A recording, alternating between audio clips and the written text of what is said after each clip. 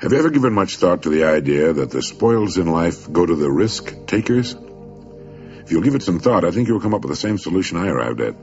A survey indicated that 98% of the men in the country are looking for security in their work. That is, they're mainly interested in losing themselves deep in the warm, nourishing viscera of some large corporation, which is fine. I'm not knocking it. I'm just commenting on it. But these are not, as a rule, the risk takers. They're more the play-it-safers.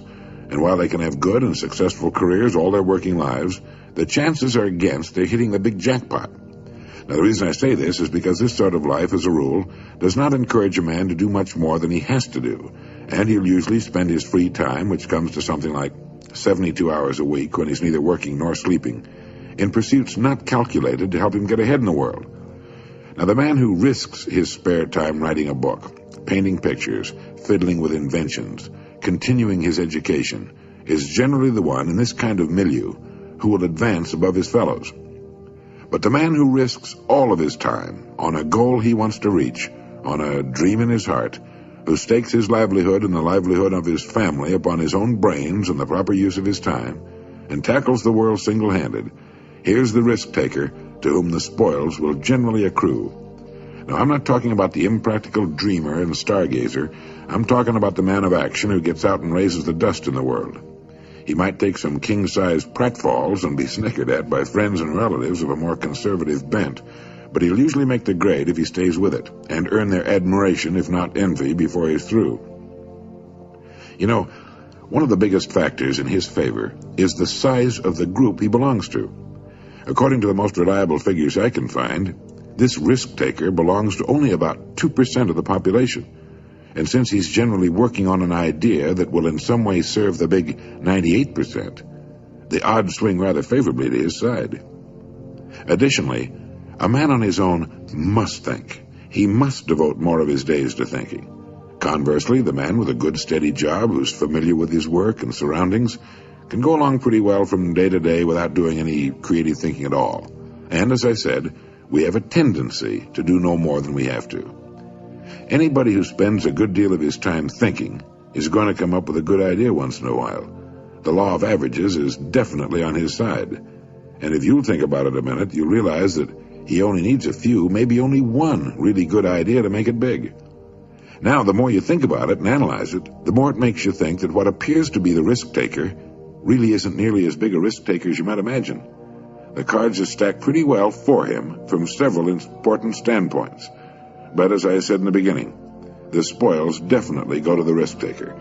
Life is full of hidden contradictions. One is that the man who thinks he's playing it safe really isn't, and the man who seems to be taking the greatest risks, considering the law of averages, is playing it safest.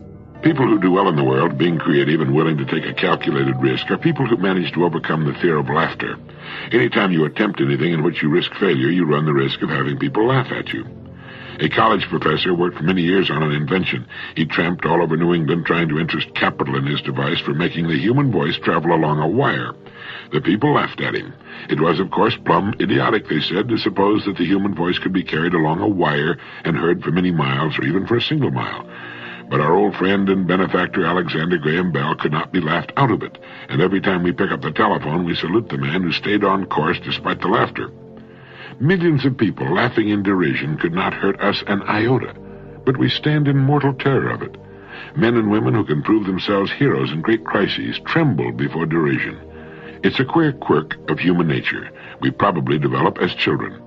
It has cost much. It's changed the history of the world. Sometimes the price of a laugh has meant the slamming of a door of fame and fortune, or even immortality. Elias Howe invented the sewing machine, but it nearly rusted away before the American women stopped laughing about it and could be persuaded to make use of it. With their sewing done so quickly, they argued, what would they ever do with all their spare time? So a biographer paints a tragic picture. The man who had done more than any other to lighten the work of women was forced to borrow a suit of clothes on an occasion of a public appearance. Men are as bad as women when it comes to resisting new ideas. The typewriter had been a demonstrated success for years before businessmen could be persuaded to buy it. How could anyone have letters to write, they argued, to justify the investment of $100 in a writing machine? Only when the Remingtons sold patent rights to the Telegraph Company and two groups of salesmen worked in competition was the resistance finally broken down. Xerography faced the same kind of problem when it was first introduced, and other inventions have had similar battles. Here's an extract from a notebook of Robert Fulton, who invented the steamship, who changed the world from sail to steam on the oceans of the world. He wrote, "As I had occasion daily to pass to and from the shipyard where my boat was in progress, I often loitered near the groups of strangers and heard various remarks as to the object of this new vehicle. The language was uniformly that of scorn, sneer, or ridicule. The loud laugh often rose at my expense, the dry jest, the wise calculations of losses or expenditures, the dull repetition of Fulton's folly. Never did a single encouraging remark, a bright hope, a warm wish cross my path. Never did a single encouraging remark, a bright hope, a warm wish cross my path." And that's about what you can expect when you try something new. Emerson once commented that no one ever falls ill, but that passers-by idly hope that he will die. And the same perversity and built-in envy cause people to think or hope that any new idea or plan that runs counter to established principle will fail. Speaking of Emerson, he also wrote, "Pythagoras was misunderstood, and Socrates, and Jesus, and Luther, and Copernicus, and Galileo, and Newton, and every pure and wise spirit that ever took flesh. To be great is to be misunderstood." You know, we tend to forget that the greatest people, the greatest writers, the greatest teachers, were for the most part in violent disagreement with their times and the way things were being done. We seem to have become so flabby in our acceptance of anything that we fail to do anything personally about what we see about it. Norman Cousins has written that the biggest issue of all in the years just ahead is not just the squandering of physical resources, but the squandering of human resources. What constitutes failure? What does a person have to do or not do in order to fail? Herman Melville died in 1891. He wrote the book Moby Dick, the whaling epic, with its tremendous metaphysical concept of evil, at the age of 30. The book was published in 1851, sold a few copies, and then was promptly forgotten except by the limited connoisseurs of creative writing. Melville lived 40 years beyond publication of Moby Dick. He considered himself and his book a failure, and from a publisher's point of view, Melville was right. Of his other novels, Billy Budd remained unpublished for 40 years after his death, and like Moby Dick, has since become a literary classic. Today, sales of Melville's works run into the millions, but there is no retroactive compensation for the author's troubled soul or shoddy purse. So what is failure? Failure does not come to a person because he is not recognized by the multitudes during his lifetime or ever. Our success or failure has nothing to do with the opinions of others. It has only to do with our own opinion of ourselves and what we're doing. The only person that can be called a failure is that person who tries to succeed at nothing. Success, as far as a person is concerned, does not lie in achievement. It lies in striving, reaching, attempting. Any person who decides upon a course of action he deems to be worthy of him and sets out to accomplish that goal is a success right then and there. Therefore, failure consists not in failing to reach our goals, but rather in not establishing them. Failure consists of not trying, and certainly Melville and all the others who were not recognized until long after their deaths were successful during their lives because of the fact that they strove all of their lives and gave to their work the best that was in them. And for every Melville that we read about, there have been millions of men and women equally successful, of whom we'll never hear. People who didn't write books or try to save the world, but who, in their own quiet way, in their own places, gave to what they had chosen the best that was in them. Melville must have known deep within himself when he finished the last page of Moby Dick that he had not failed, just as each of us knows how much of himself he's giving to what it's been given him, what he has chosen to do. People who play it too safe take the greatest risks. Did you know that? In the long haul, the intelligent risk-takers develop the greatest security. It's a wise person who learns the importance of risk-taking. During World War II, psychologist E. Paul Torrance made a study of United States aces flying in the Pacific Theater of Operations. He reported that the most salient characteristic of the ace was his risk-taking ability. Throughout his life, he had kept testing the limits of his abilities, and the life histories of these men showed that they were highly resistant to accidents, and in combat they suffered fewer casualties than pilots who were inclined to play it safe. Dr. Torrance said, "Living itself is a risky business. If we spent half as much time learning how to take risks as we spend avoiding them, we wouldn't have nearly so much to fear in life."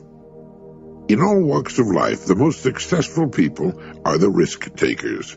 Now, by that I mean they risk believing in their own ideas, striking out toward their own goals, standing up for what they believe to be right. They take the risk of being different when they believe in something. Now, this has a tendency to make the going a little tougher for a while, but they almost always wind up ahead of the game eventually. Risk-takers realize there's nothing wrong with an occasional failure. The play-it-safers seem to think a failure means the end of the world. The risk-takers are not foolhardy. Getting back to the World War II aces for a moment, it was found that these men were very fussy about their airplanes, armament, and equipment. They were painstaking in preparation, highly disciplined in following instructions and what they'd been taught. But in an encounter with the enemy, they would immediately take charge and go on the offense. The best defense is often a good offense. The best pass defense in football is to rush the quarterback. When a storm comes up, ships in the harbor head for the raging open sea unless they're protected in slips. In the harbor, they could drag their anchors and wind up on the beach or the breakwater. So what appears to be risk-taking is often the most intelligent course to follow. It leads to security, while what would appear to be the safest course of action can lead to disaster or simply nowhere. A young woman whose romance had gone on the rocks told her mother that she was never going to permit herself to fall in love again. "You only get hurt," she said. "And if you don't fall in love," her mother said, "you don't live." It's another one of those risks the successful person is willing to take. Everyone runs risks, quite sizable risks, every day of his life, risks he takes for granted or isn't even aware of. But when an unusual situation comes along that involves risk-taking, how do you decide whether or not to go ahead? When a situation comes along that involves risk and you don't know whether to go ahead or hold back, reassess your goals. What are you trying to accomplish? What are you working toward? Will taking this risk, if it works out successfully, help you toward your goals? There's nothing some people like to do better than to give advice. Unfortunately, a lot of advice that's dished out would have to be classified as useless information. If I had to pick a winner in the useless information department, it would probably be the advice that goes, "Look before you leap." It is a good recommendation for swimmers and jumpers, but as far as life is concerned, it's impossible to do. We can look backward.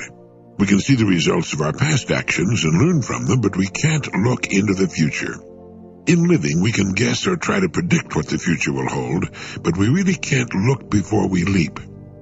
As a result of this, most people simply don't leap at all. But it's a wonderful and little-known fact that for those who dare to attempt a new and seemingly difficult leap, the results are often surprisingly successful and rewarding. Now, this is something that needs some explaining and no little qualification. The leap we take should be in line with two important criteria. One, it should be towards something we want with all our heart. And two, it should be in a field in which we have a good background of experience, or at least in an area related to our past experience. Let me give you some examples. Lindbergh took the big leap when he flew nonstop across the Atlantic, the first one to ever do so. But behind him were years of flying experience, including flying the mail in all kinds of weather with virtually no navigational aids. He couldn't see into the future as far as his success or failure was concerned, with failure probably meaning his death, but he was well prepared for the leap, and it made him rich and famous. Columbus did the same thing. He wanted to do something that had never been tried before. He believed it could be done, and he was a highly skilled sailor and navigator, and he had the best ships then available for the journey. All human progress is the result of this kind of thing, and on a much smaller scale, the same principle can be applied to our lives. If there's something you want very much to do, if you know it's right, and if you're prepared to try it, the chances are excellent that you'll meet with surprising success. And after you've taken the big jump, you'll probably wonder why you waited so long. Of course, there's always the risk of failure. Lindbergh could have been killed. Columbus's little fleet could have met with disaster. Einstein might have been wrong. Washington might have been defeated and hanged along with all the signers of the Declaration of Independence by the British. But the fact is, they were not. It brings to mind again the great lines spoken by Thucydides in his funeral speech for Pericles. The secret of happiness is freedom, and the secret of freedom, courage. You'll never get elected unless you expose yourself to defeat. You'll never make it to second base if you try to keep one foot on first. You'll never achieve the dream in your heart unless you take the big jump and are willing to risk everything, even failure, on the attempt. If it's what's right for you and you've prepared yourself as best you can for the attempt, the chances are excellent that you'll meet with success. As Lincoln put it, let us have faith that right makes might, and in that faith, let us to the end dare to do our duty as we understand it. No, you can't look before you leap, but you can leap. Dr. Joyce Brothers has some good advice for the fearful. She points out that everyone is familiar with fear. Normal fear protects us and provides a warning signal indicating the presence of danger. A totally fearless person is probably not too intelligent and can look forward to a very short life. But when fear is inappropriate, it can stand in the way of progress and success. It can destroy love, create failure on the job, and interfere with our ability to relate well to others. Innovation and creativity involve risk, Dr. Brothers goes on to say. The person who's afraid to take chances, who's afraid of failure, is standing in the way of his progress. In fact, an emotionally healthy person needs challenge in life. Studies show that people who are cautious in the extreme, who are afraid to take risks even when the odds are in their favor, tend to be afraid of life itself, which of course is also a gamble. Such persons are not likely to succeed in business or anything else. So Dr. Brothers suggests that such people practice failure. How liberating it would be for the average person to be able to walk into a room, trip over a wastebasket, have all the people in the office laugh, and then be able to laugh with them. In fact, Dr. Brothers suggests that fearful people deliberately do such things to discover that an occasional failure is no disgrace, but rather a perfectly normal part of living. I remember when I was just starting out in radio, I managed to get the part of Sky King, the lead in the famous children's radio program of that name, and I'd often be asked to make public appearances for school children. One day I flew up to Michigan to greet and sign autographs for several hundred children allowed out of school for the event. I flew there in a small two-seater airplane. I was dressed in my cowboy costume, from the hat to the cowboy boots, gun belt, the works. As I was trying to climb out of the airplane cockpit in my unaccustomed costume, while the hundreds of children watched and waited nearby, I caught my heel on the cockpit coaming and fell full length on the wing. Then I did a slow roll off the trailing edge of the wing to the ground. My guns fell out, my hat rolled away, and a death-like silence fell on the children. There was their hero, sprawled on the grass. He couldn't even get out of an airplane. Well, I picked up my guns, put my hat back on, and with a sheepish grin from ear to ear walked to the waiting children. We all had a good laugh about it, and I signed the autographs, and all went surprisingly well. And as I flew back to Chicago, I thought about how often children fall, and that they could easily empathize with me. Don't lose your sense of humor, and remember that even though they may laugh, people are kinder and more forgiving than we generally give them credit for being. Risks and pratfalls are a part of life. So is an occasional failure in other ways.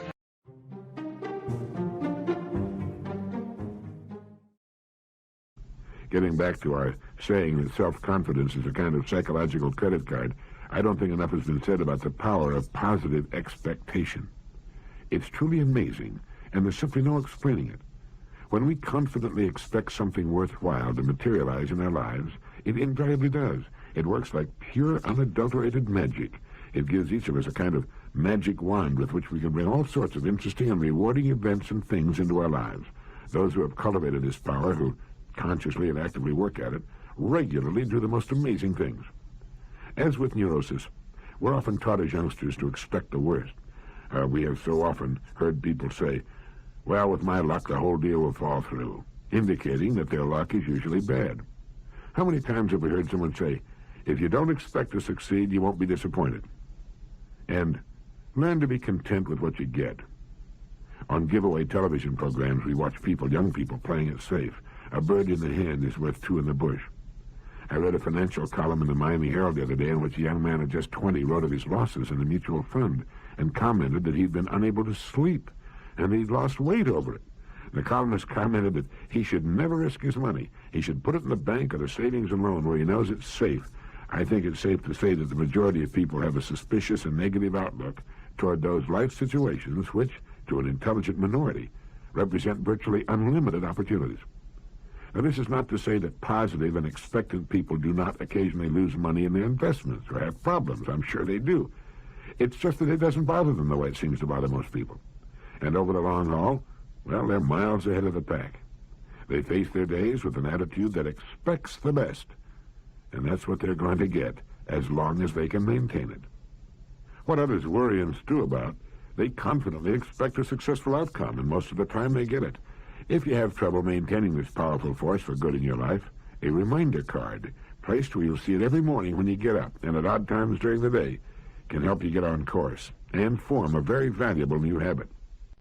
In his excellent book on becoming a person, Dr. Carl Rogers spelled out some of the characteristics of the new powerful person who is emerging in our culture today and the vital different set of values he both maintains and lives.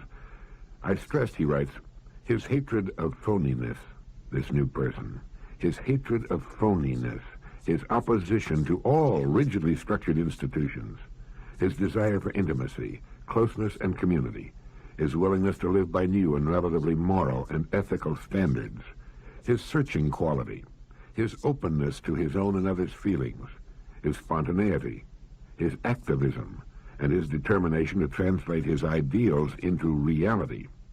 I'm talking, he wrote, about a relatively small number of people, but I believe that these people constitute the change agents of the future. When some part of a culture is decayed at the core, a small group with new views, new convictions, and a willingness to live in new ways is a ferment that can't be stopped. Let's take a look at that new person emerging in our culture and see if you and I qualify. I'd like to think that the total subscription list of Direct Line is made up of these powerful new emerging people. First, his hatred of phoniness. Our new powerful person sees through facades and tinsel, outmoded and ridiculous customs and beliefs.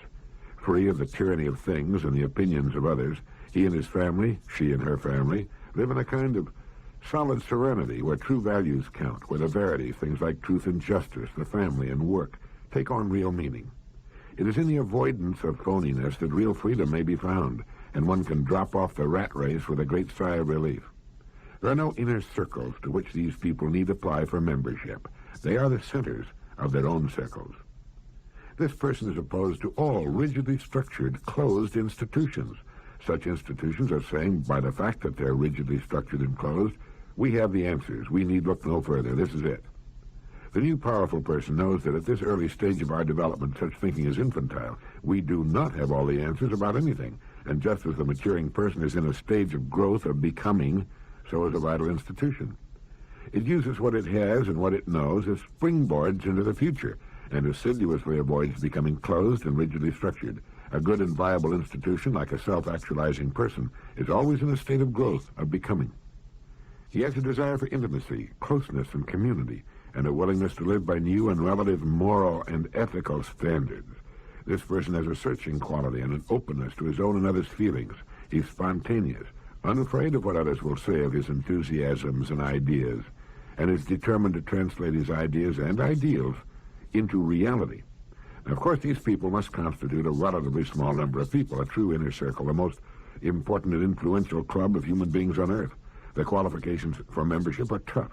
To meet them takes work, thought, and study, a willingness to find oneself and be oneself, but the perquisites of membership are great indeed. One of them is freedom. Another is joy. One of the world's greatest cartoonists, to my mind, is Fernando Kahn. Many years ago, I cut one of his cartoons out of the Reporter, which depicted the entrance and exit to a subway. Coming out of the exit is a crowd of adults. Going down into the entrance is a crowd of children. All the children are laughing and smiling and enjoying themselves. But on the faces of the adults coming out of the subway are expressions of anger, boredom, worry, and not one smile or joyful expression in the lot. There's no caption. None is needed. The cartoon very graphically asks the question, what happened to all of those smiles and happy expressions between the ages of childhood and adulthood? Well, what did happen to them? Are we to say that adult life is so full of sorrow and pain and problems that it cannot be experienced in a consistently happy way? No. In fact, a little later I'm going to give you some statistical data pertaining to happiness, who's happy and why. But this group of powerful people, emerging people in our society, while more aware of the world's problems than 95% of their fellows, still enjoy their lives and do not belong to that sad group coming out of Fernando Cron's subway. I've stood at the exits of subways and watched the people coming up. Nobody expects them to be doubled over with helpless laughter or skipping and playing like children, but their expressions seem to indicate that life for them is an extremely serious and as yet unfathomed riddle, and they give the impression that they're not growing as persons, and are perhaps, in fact, drawing back, shrinking into their little molds and hardening like concrete. Incidentally, my all-time favorite Fernando Cron cartoon portrays a man on the end of a pier who is obviously bent on suicide. He has a rope tied around his neck with the other end tied around a great stone. In attempting to throw the stone over the end of the pier, all he has accomplished is to drop it on his foot. The cartoon shows him hopping on one foot, holding the injured foot in his hands. The caption of the cartoon is simply incompetence. And if we ever needed proof that the only way to growth and maturity and knowledge lies in the lonely and arduous hours spent alone in thought and study, this thought from the German philosopher Arthur Schopenhauer should convince us: truth that has merely been learned is like an artificial limb, a false tooth, a waxen nose. It adheres to us only because it is put on. But truth acquired by thought of our own is like a natural limb. It alone really belongs to us. And if you wonder from time to time why so many of the adults you see and know about you shackle themselves with the outmoded ideas of the past, Schopenhauer also wrote, "There is no absurdity so palpable but that it may be firmly planted in the human head if only you begin to inculcate it before the age of 5 by constantly repeating it with an air of great solemnity." When a child asks his parents what he should be when he grows up, they often, and with the very best of intentions, try to steer him toward a particular calling or profession. I remember my parents wanted me to be a lawyer. When children seek advice, here's a pretty good answer. Look for the truth. Look for the truth in everything. Spend your entire life looking for truth, and you will have spent it as nobly as any human being who ever lived. And the calling that's right for you will come along. Archibald MacLeish wrote, "What is freedom? Freedom is the right to choose, the right to create for oneself the alternatives of choice. Without the possibility of choice and the exercise of choice, a man is not a man, but a member, an instrument, a thing." Dr. Carl Rogers says that responsible personal choice is the most essential element in being a person and is the core experience in psychotherapy. Francis Bacon said, "If a person will begin with certainties, he will end in doubts. But if he will be content to begin with doubts, he will end in certainties." Isn't it true that we try to raise our children to begin with certainties in which we ourselves have no deep and abiding faith?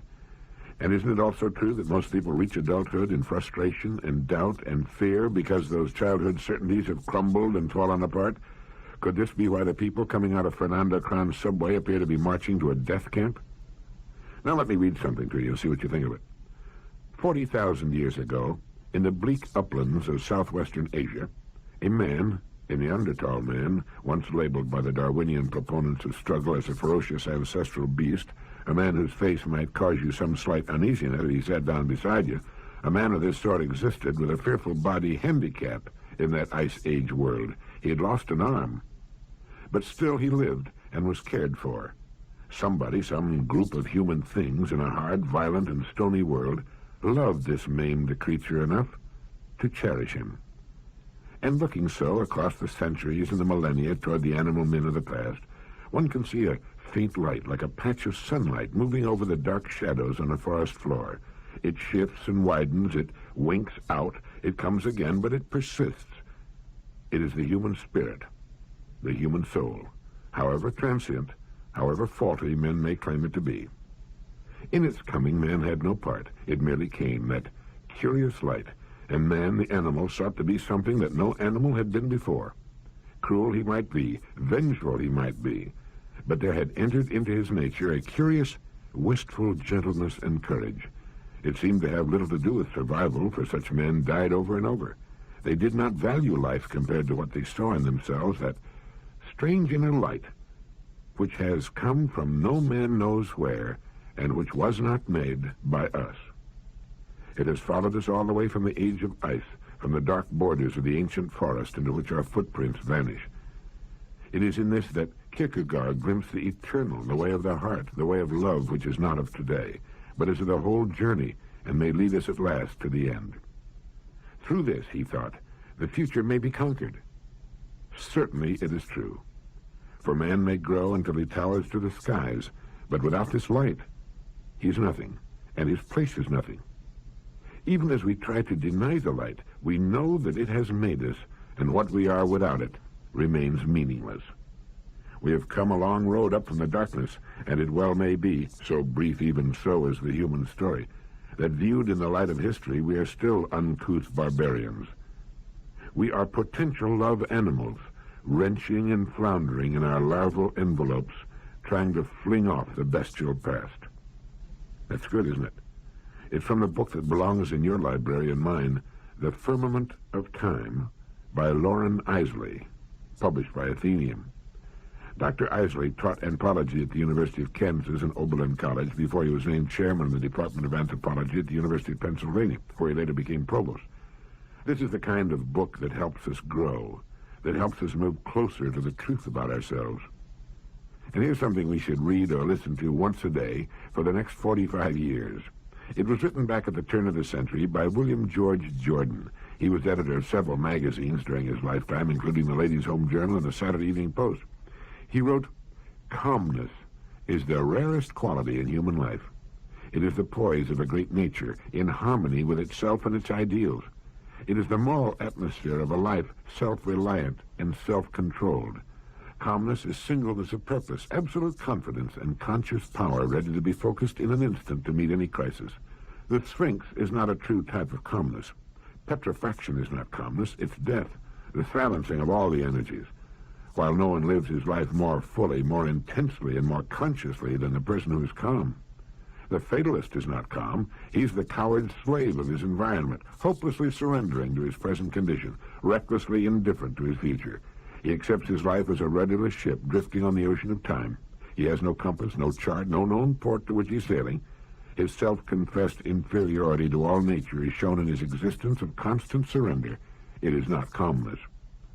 The person who is calm has his course in life clearly marked on his chart.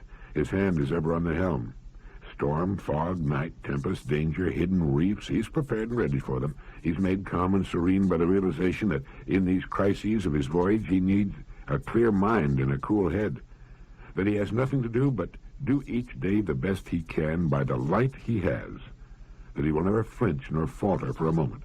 That though he may have to tack and leave his course for a time, he'll never drift. He'll get back into the true channel. He'll keep ever headed toward his harbor. When he will reach it, how he will reach it matters not to him. He rests in calmness, knowing he's done his best. When the worries and cares of the day fret you and begin to wear upon you and you chafe under their friction, be calm. Stop. Rest for a moment, and let calmness and peace assert themselves. If you let these irritating outside influences get the better of you, you're confessing your inferiority to them by permitting them to dominate you. When the tongue of malice and slander, the persecution of inferiority, tempt you to retaliate, when for an instant you forget yourself so far as to hunger for revenge, be calm. When the gray heron is pursued by its enemy, the eagle, it does not run to escape. It remains calm, takes a dignified stand, and waits quietly, facing the enemy unmoved.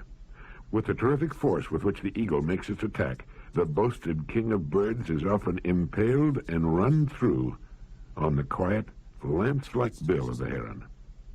No person in the world ever attempted to wrong another without being injured in return, some way, somehow, sometime. Remain calm. Now, although that was written at the turn of the century and in language that today might sound a bit affected and archaic, it's a good message. If ever there were a quality needed in the crisis-filled world of today, it's calmness, and the kind of clear thinking calmness produces. Another attribute of that new emerging person we were talking about. I wonder how improved our days would be if we would make it a point to go over that little message every morning. Here's a quotation I like. It's by William Drummond. He who will not reason is a bigot. He who cannot is a fool. and he who dares not is a slave. The distinguished psychologist, the late Dr. Maslow, said something that should be kept in mind by every parent and businessman and executive, teacher, by every person in any sort of position of authority. He said everyone seems to be aware at some level of consciousness of the fact that authoritarian management outrages the dignity of the worker. He then fights back in order to restore his dignity and self-esteem. He will do this actively with hostility and vandalism and the like, or passively as a slave does with all sorts of underhanded, sly, and secretly vicious countermeasures. These reactions are puzzling generally to the dominator, but on the whole they're easily enough understood, and they make very real psychological sense if they're understood as attempts to maintain one's dignity under conditions of domination or of disrespect. In the foreword to his book, If Men Were Angels, Milton Mayer writes of when he was a youngster. His mother would say, "Wear your rubbers." "Oh, gosh, Ma. Don't gosh me, wear your rubbers." "Why do I have to wear my rubbers?" "Because I say so, that's why." Or to his big brother, "I want you to take care of your little brother this afternoon." "Gosh, Ma, why do I have to take care of him?" "Because I say so, that's why." Now, because I say so has never been a very good reason for doing anything, not as a child and not as a grown-up. Whenever we're faced with arbitrary authority, we burn and rankle. Whether it's a worker, a secretary, a wife, husband, or child, his self-esteem is his most valued possession. If you hurt it, he'll find a way of getting back, of restoring his self-esteem in his own eyes. If not, he will be diminished in his own eyes. The juvenile delinquent, the adult delinquent are examples of this kind of thing. Human beings avoid being manipulated, dominated, pushed around, determined by others, misunderstood. People don't like and will not stand for being a nothing rather than a something, unappreciated, not respected, not feared, not taken seriously, laughed at. People will not tolerate, even though they may appear to be doing so, being ludicrous figures. They don't like being treated as a physical object rather than as a person. As a rule, they don't like to take orders, be forced, used, exploited, controlled. They don't want to feel that they're helpless, compliant, deferent, an interchangeable person. What human beings are seeking is to be prime movers, self-determination, to have control over their own destinies, to determine their own movements, to expect success, to be active rather than passive, to be a person rather than a thing, to have others acknowledge their capabilities fairly. To succeed as a manager of others, in getting along with people generally and our families, we must avoid anything that tends to diminish another person's self-esteem, because people must then find a way to build it back up, and will generally do it in a negative fashion. They will strike back at us directly or indirectly. People will willingly follow the direction of another who directs them in such a fashion as to bolster, or at least keep intact, their feelings of self-esteem. And one of the ways to keep good employees is to keep the level of noise to the absolute minimum. The German philosopher Arthur Schopenhauer wrote, "The amount of noise anyone can bear undisturbed stands in inverse proportion to his mental capacity, and may therefore be regarded as a pretty fair measure of it." Noise is a torture to all intellectual people. A good indication of the truth of that can be observed by watching children grow up. In their first few grades, they shout at each other constantly at the very top of their lungs. Anyone who has had to take a small child to a children's matinee can attest to that, or listen to them on the school playground. As they move up in the grades, though, the noise level drops, and even in a class of very young people, it's generally thought to be true that the quietest children are the more intelligent. And finally, young people in their teens are far quieter than children of 7 or 8, except when it comes to their music. The more intelligent a person becomes, the more his voice will diminish in volume. The quiet, controlled voice is infinitely more effective when dealing with others, small children included. Shouting or loud talking is almost always a sign of inferiority, real or imagined. It hurts the ears and grates on the nerves and causes real fatigue. People who tend to raise their voices when they get angry should try to do just the opposite. They'd be far more effective and would tend to retain better control of themselves. A person's intelligence can be said to be in inverse proportion to the amount of noise he can tolerate. A couple of my acquaintance with 3 small children bought a second-hand limousine with a glass divider between the front and back seats. On long trips, they simply roll it up and drive along in blissful peace and quiet while the kids play, scream, and fight in the back seat. I visited an interesting company in Dallas, Texas some time back, whose offices, even though they required several floors of a large office building, had only about 3 traditional offices as such. They were offices, I believe, for the president, the chairman of the board, and the conference room. All the other people occupied spaces surrounded by movable modules. Telephone and electrical cables came down from the ceiling. Now, the entire floors were deeply carpeted with good acoustical material on the ceiling. There was a marvelous silence about the place. After a trial period, the people were polled as to their opinion of the new setup, and they were virtually unanimous in their acceptance of it. It's very difficult to imagine an intelligent, thoughtful, poised person making a lot of noise, shouting or losing control. A person should speak just loudly enough to be heard clearly under all circumstances. A distinguished American psychotherapist has said that no one, as far as we know, is born neurotic. We learn to become neurotic as a result of our upbringing. We are raised by other human beings, and they literally teach us to become neurotic. If a child is raised to believe that intelligence and beauty are worthwhile traits, and that he is bright and handsome, well, he will tend to look upon himself as good and to have a favorable self-concept. But if he's raised to believe that he is stupid and ugly, he will tend to look upon himself as bad and to have a poor self-concept. Our early self-concepts depend upon the concepts that others have toward us. If those who are important in the life of a child generally blame him, he will learn to blame himself. If they consistently accept him, he will learn to accept himself. That does not mean that the self-concept the child first learns is absolutely final and crucial. He can, later in life, change it for better or worse, but it's hard. And this early self-concept is most important, and it does tend to set the pattern for later attitudes and behavior.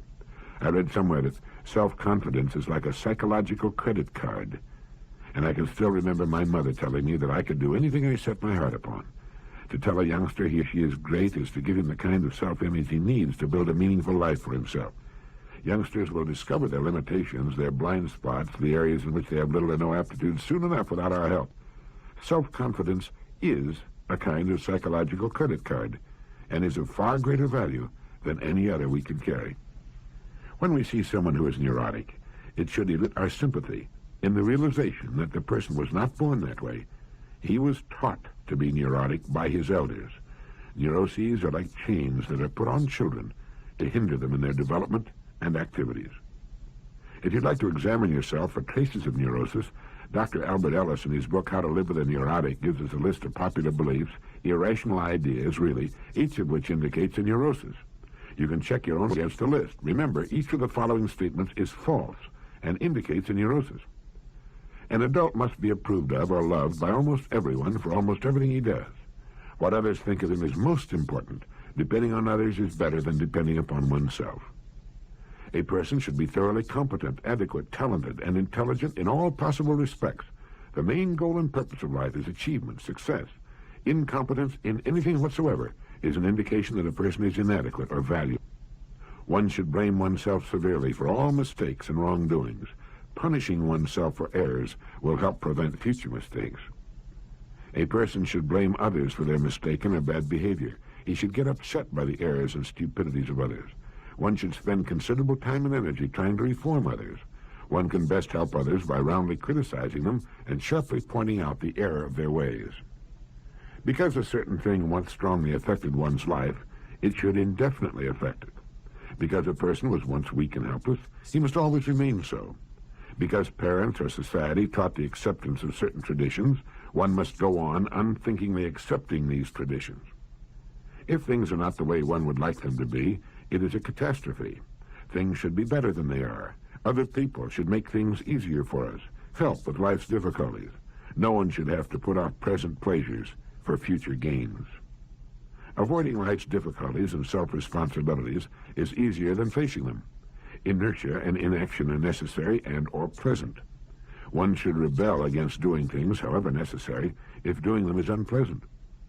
Much happiness is externally caused or created by outside persons and events. A person has virtually no control over his emotions and cannot help feeling bad on many occasions. If something is or may be dangerous or injurious, one should be seriously concerned about it. Worrying about a possible danger will help ward it off or decrease its effect. Well, how did you do? That was a list of beliefs indicating neurosis.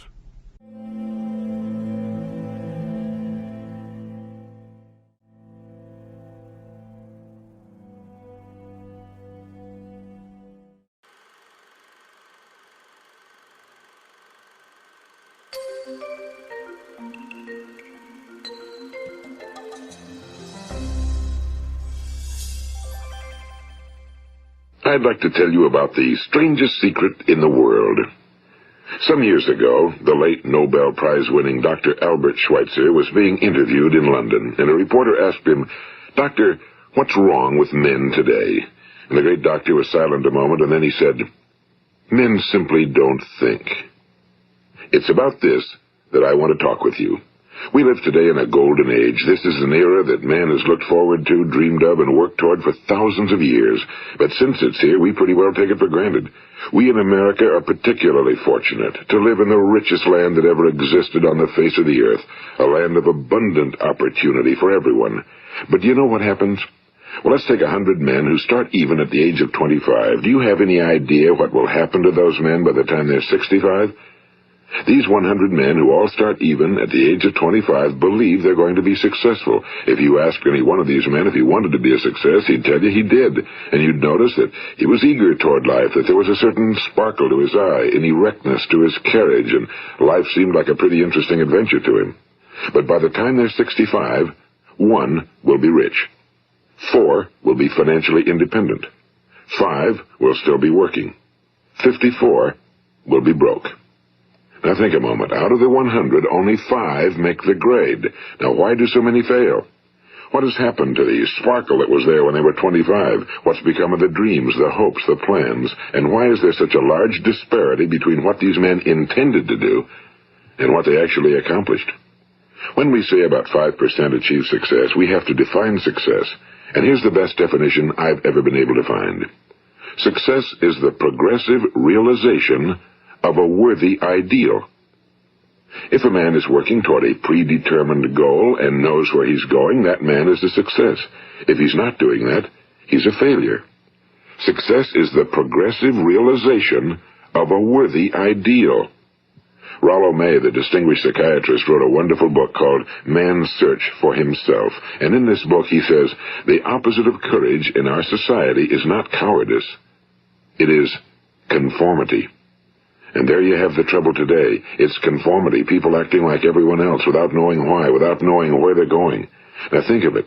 In America right now, there are over 18 million people 65 years of age and older. And most of them are broke. They're dependent on someone else for life's necessities.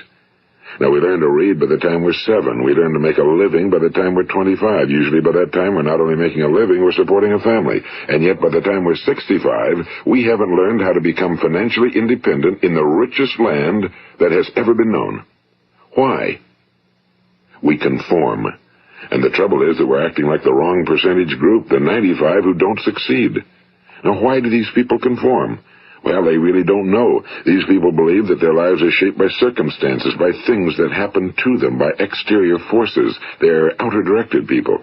A survey was made one time that covered a lot of men, working men, and these men were asked, why do you work? Why do you get up in the morning? 19 out of 20 had no idea. If you ask them, they'll say, well, everyone goes to work in the morning, and that's the reason they do it, because everyone else is doing it. Now let's get back to our definition of success. Who succeeds? The only person who succeeds is the person who is progressively realizing a worthy ideal. He's the person who says, I'm going to become this, and then begins to work toward that goal. I'll tell you who the successful people are. A success is the school teacher who's teaching school because that's what he or she wants to do. The success is the woman who's a wife and mother because she wanted to become a wife and mother and is doing a good job of it. The success is the man who runs the corner gas station because that was his dream. That's what he wanted to do. The success is the successful salesman who wants to become a top-notch salesman and grow and build with his organization. A success is anyone who is doing deliberately a predetermined job because that's what he decided to do deliberately. But only 1 out of 20 does that. That's why today there isn't really any competition unless we make it for ourselves. Instead of competing, all we have to do is create. You know, for 20 years, I looked for the key which would determine what would happen to a human being. Was there a key I wanted to know which would make the future a promise that we could foretell to a large extent? Was there a key that would guarantee a person's becoming successful if he only knew about it and knew how to use it? Well, there is such a key, and I've found it. Have you ever wondered why so many men work so hard and honestly without ever achieving anything in particular, and others don't seem to work hard and yet seem to get everything? They seem to have the magic touch. You've heard them say that about someone. Everything he touches turns to gold. And have you ever noticed that a man who becomes successful tends to continue to become successful? And on the other hand, have you noticed how a man who's a failure tends to continue to fail? Well, it's because of goals. Some of us have goals, some don't. People with goals succeed because they know where they're going. It's that simple. Think of a ship leaving a harbor, and think of it with the complete voyage mapped out and planned. The captain and crew know exactly where it's going and how long it'll take. It has a definite goal. Now, 9,999 times out of 10,000, it will get to where it started out to get. Now let's take another ship, just like the first, only let's not put a crew on it or a captain at the helm. Let's give it no aiming point, no goal, no destination. We just start the engines and let it go. I think you'll agree with me that if it gets out of the harbor at all, it will either sink or wind up on some deserted beach, a derelict. It can't go anyplace because it has no destination and no guidance, and it's the same with a human being. Now let's get back to the strangest secret in the world, the story that I wanted to tell you today. Why do men with goals succeed in life and men without them fail? Well, let me tell you something which, if you really understand it, will alter your life immediately. If you understand completely what I'm going to tell you from this moment on, your life will never be the same again. You will suddenly find that good luck just seems to be attracted to you. The things you want just seem to fall in line, and from now on you won't have the problems, the worries, the gnawing lump of anxiety that perhaps you've experienced before. Doubt, fear, well, they'll be things of the past. Here's the key to success and the key to failure. We become what we think about. Now let me say that again. We become what we think about. Throughout all history, the great wise men and teachers, philosophers and prophets have disagreed with one another on many different things. It's only on this one point that they are in complete and unanimous agreement. Listen to what Marcus Aurelius, the great Roman emperor, said. A man's life is what his thoughts make of it. Disraeli said this, everything comes if a man will only wait. I've brought myself by long meditation to the conviction that a human being with a settled purpose must accomplish it, and that nothing can resist a will that will stake even existence for its fulfillment. Ralph Waldo Emerson said this, a man is what he thinks about all day long. William James said, the greatest discovery of my generation is that human beings can alter their lives by altering their attitudes of mind. And he also said, we need only in cold blood act as if the thing in question were real, and it will become infallibly real by growing into such a connection with our life that it will become real. It will become so knit with habit and emotion that our interest in it will be those which characterize belief. And he also said, if you only care enough for a result, you will almost certainly attain it. If you wish to be rich, you will be rich. If you wish to be learned, you will be learned. If you wish to be good, you will be good. Only you must then really wish these things and wish them exclusively, and not wish at the same time 100 other incompatible things just as strongly. In the Bible, you read in Mark 9:23, if thou canst believe, all things are possible to him that believeth. My old friend Dr. Norman Vincent Peale put it this way, this is one of the greatest laws in the universe. Fervently do I wish I had discovered it as a very young man. It dawned upon me much later in life, and I found it to be one of the greatest, if not my greatest discovery outside of my relationship to God. The great law, briefly and simply stated, is that if you think in negative terms, you will get negative results. If you think in positive terms, you will achieve positive results. That is the simple fact, he went on to say, which is at the basis of an astonishing law of prosperity and success. In 3 words, believe and succeed. William Shakespeare put it this way, our doubts are traitors and make us lose the good we oft might win by fearing to attempt. George Bernard Shaw said, people are always blaming their circumstances for what they are. I don't believe in circumstances. The people who get on in this world are the people who get up and look for the circumstances they want, and if they can't find them, make them. Well, it's pretty apparent, isn't it? And every person who discovered this for a while believed that he was the first one to work it out. We become what we think about. Now, it stands to reason that a person who's thinking about a concrete and worthwhile goal is going to reach it, because that's what he's thinking about, and we become what we think about. Conversely, the man who has no goal, who doesn't know where he's going, and whose thoughts must therefore be thoughts of confusion and anxiety and fear and worry, becomes what he thinks about. His life becomes one of frustration and fear and anxiety and worry. And if he thinks about nothing, he becomes nothing. Now, how does it work? Why do we become what we think about? Well, I'll tell you how it works as far as we know. Now, to do this, I want to tell you about a situation that parallels the human mind. Suppose a farmer has some land, and it's good fertile land. Now, the land gives the farmer a choice. He may plant in that land whatever he chooses. The land doesn't care. It's up to the farmer to make the decision. Now, remember, we're comparing the human mind with the land because the mind, like the land, doesn't care what you plant in it. It will return what you plant, but it doesn't care what you plant. Now, let's say that the farmer has two seeds in his hand. One is a seed of corn. The other is nightshade, a deadly poison. He digs two little holes in the earth, and he plants both seeds, one corn, the other nightshade. He covers up the holes, waters, and takes care of the land, and what will happen? Invariably, the land will return what's planted. As it's written in the Bible, as ye sow, so shall ye reap. Now remember, the land doesn't care. It'll return poison in just as wonderful abundance as it will corn. So up come the two plants, one corn, one poison. Now, the human mind is far more fertile, far more incredible and mysterious than the land, but it works the same way. It doesn't care what we plant. Success, failure. A concrete, worthwhile goal, or confusion.